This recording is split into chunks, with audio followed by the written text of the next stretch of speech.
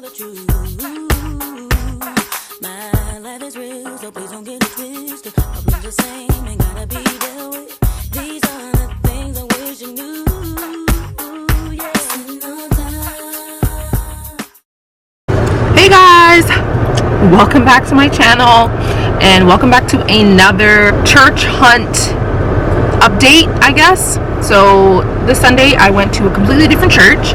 I had a guest with me. Say hi, Ma. Hi, Mom. Anyways, so today was different. We went to a church called Global Kingdom in Scarborough, and it's a little bit further away from my house, but that's fine. I wanted to, like I said, church shop. So we came this Sunday, and I'm gonna break down my thoughts, and maybe we'll even get my mom to kind of give some of her insight on the three main things that I talked about last week. So the first thing was aesthetics and welcoming. The church is a beautiful church. It's a really big church. I guess it would be called, do you think it would be classified as like a mega church, or like a little bit smaller than a mega church? What do you think? Probably a little bit smaller. Okay, a little bit smaller than a mega church, but they're over 1,000 people for sure. Because there was like the upstairs and the downstairs. That's what they said. Just the sides, though. Yeah, but then they also said that like on a regular Sunday they have over 1,000 people attending. So maybe that's for both services. They have two services. So we ended up going to the 11:15 service. There's let's say a couple of hundred people there. A very big sanctuary. I felt welcomed on walking in. The greeters at the front door. It was a bigger church, so I think my expectation is a little bit different in terms of people understanding that this might be my first time. Because with a church that size, there's no way that you're going to remember every single face. So I felt welcomed as much as I possibly could have been. We got there in time for praise and worship, and it was good. I don't think that I was as engaged. I think I was more like, first, I didn't really know the songs that well, and second, I think I was just observing, just to kind of see if the vibe of the church. I tried to figure that out. Yeah, I just wanted to kind of see if the vibe of the church was something that I could get into, and the praise and worship was good. Like it wasn't melancholy like last week. It was quite lively, I think. The songs were different. What were you saying? No, I like how it was like multicultural. Yeah, it was very multicultural. I'll get to that next. So with welcoming and aesthetic, beautiful church. I felt welcomed. In terms of praise and worship, it was good. In terms of the I guess demographic of the church, it was very, like, I didn't feel like I stuck out as much as I did last week. The church was very, very multicultural, which was so nice to see. The lead pastor was a white guy. I did do a little bit of research on this church before I ended up coming. That's something that I will continue to. Before, the one that did the announcements, I guess he's not the lead pastor. Yeah, the pastor who did the announcements, he's the lead pastor. The one that spoke today, I think, is his son. Yeah, he's his son. Yeah. He said it. Yeah. So, and I think the son is going to like plant a new church in Toronto. That's what the impression that I got. He's going to be working at a new church. No, not the son. He was talking about the guy. Oh, the guy sitting next to the son? The guy that was sitting, yeah. He was talking about him. Oh, okay. And that he's leaving. So I'm thinking that he's the one who's going to plant. Yeah, he's going to plant. Yeah. Okay. Not far. Okay, so yeah, the lead pastor was a white guy. Not really sure that makes a difference, but for some people that might be something that you are considering. I think it's very important to research the church, right now we're currently stuck in traffic because this parking lot is very small, and there's only one exit to the church. So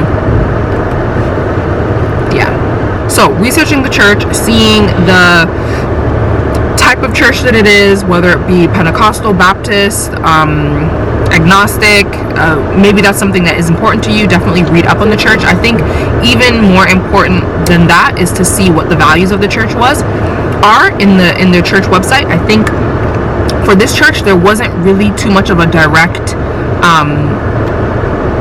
note as to what the values of the church are the way that they worship, and that sort of a thing, which is kind of something that made me a little bit leery.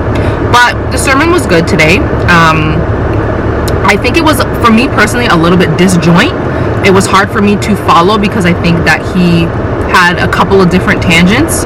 Same theme, not really too sure how it connected to the story. So today he spoke, it's Christmas time, so I expect a lot of the services that I'm going to be attending to revolve around Christmas, obviously, and the birth of Christ. So he took the story from Luke 2 up until verse, I think, 12, 11 or 12, 1 to 12 or 11, and went through that whole verse. And then he spoke about the gifts of Christ and the gifts that we receive by way of his birth, including peace, righteousness, and joy, which I thought that was good, but I don't know that it necessarily tied into the birthing story. And he made a lot of tangents, which, like I said, was very hard for me to follow. I think that he did what he could to tie in scripture here and there, so that's like another point which I talk about here, and I think is also very important. Third thing being scripture and how it's incorporated into the message. I think it was tied in, but I wouldn't necessarily say that it was tied in all that well. Sorry if the lighting is like either super exposed or whatever. But yeah, I don't know if the scriptures that he chose were necessarily, like, they tied in and you could understand, but it wasn't like he was developing the ideas of the scripture. Now, I'm not sure if I was expecting more of a Bible study, or if like he just kind of, because there's a difference between someone talking about scripture and using that scripture to support what they're saying, and talking about scripture and supporting that scripture and developing that scripture and breaking down that scripture by way of using real world examples, if you understand the difference between the two. I think the problem is he doesn't write his message. Like, I'm not sure if he writes his message because he was like jumping. Yeah, he was doing a lot of jumping around. I'm thinking, because I was trying to see if he wrote what he was saying, because sometimes he stutters. Yeah, which is lot, fine. Which is he's fine. not a good orator. I just don't think he's not a good. I think that the stuttering came because maybe of what he said. Yeah, he didn't write things down. Write things down. Yeah, and I think if he had it in order where he's following, like, you know, now and then you want to talk about whatever. Yeah. But I think it's important that you have it written down so you can follow it, and now and then if you want to do like a little, you know, quotes or whatever, then you know exactly what you're saying. But he was kind of... Yeah, he was using his examples. That's what I'm saying. Why it felt so disjoint is because he was using his examples first and then supporting it with scripture, as opposed to using the scripture and supporting the scripture with examples, like real world examples. So that was something that I guess we both noticed. And I didn't really talk to my mom throughout the service because I didn't want to... Yeah, exactly. Taint your opinion. I wanted it to be your own. So I'm glad that we're getting a chance to talk about it. Yeah, I noticed that. But I think it was overall a good service. There wasn't any connection card, so that's another thing that I talk about here in my last video as well. The idea of having a connection card. The connection card that I filled out at the first church that I went to, I still haven't heard back from them, so not really sure. And like I said, I think that a lot of churches do struggle with this idea of welcoming new people into the church space. You don't know if I'm new, you don't know if I'm a new believer, you don't know if I've ever encountered God, you don't know anything. And so I feel like it's very, very, very important to have an atmosphere, create an atmosphere where you're intentional about welcoming people who may be from all different walks and levels of life, and their Christianity and their faith and all of those other things. So that was something that was missing at the last church, and again, I feel like because of the size of this church, it might have been missing here as well. Overall, I had, I think, a good experience. Would I come back to this church? I would see what the lead pastor is. I don't know if I would come back necessarily right now. They are having a New Year's Eve service. Do you want to go to that?